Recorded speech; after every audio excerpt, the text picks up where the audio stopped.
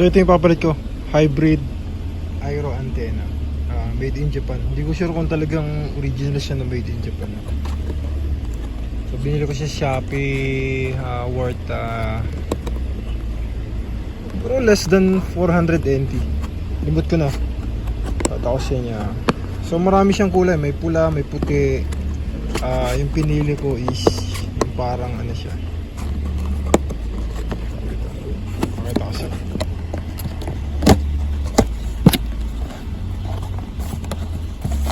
So madali na installation niya.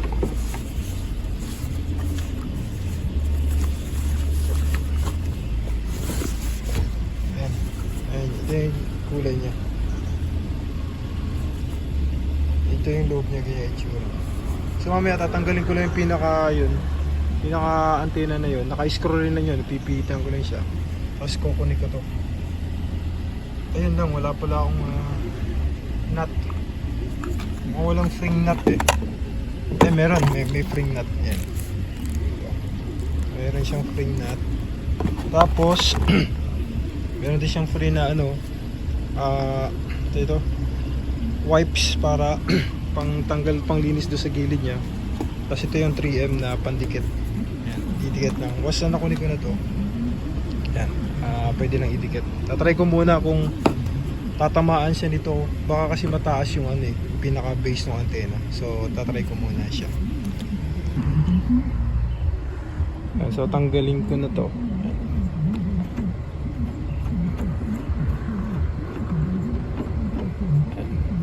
And medyo kinakalawang. Mas maganda kasi yung ano, itong ano short kasi nga hindi siya kakalawangin kasi cover siya, nako-coveran siya. Hindi ko tuloy ito open. May siwang yung ano niya, yung sa mga pagitan niya. So ba pinapasok ng ulan, nababasa, kaya yung kinakalawang.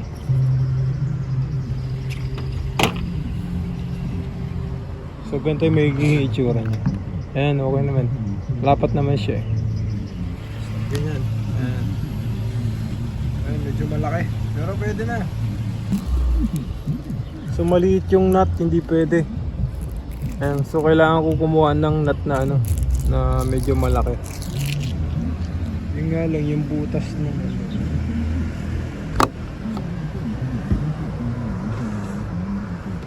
hindi rin pwede yung butas niya.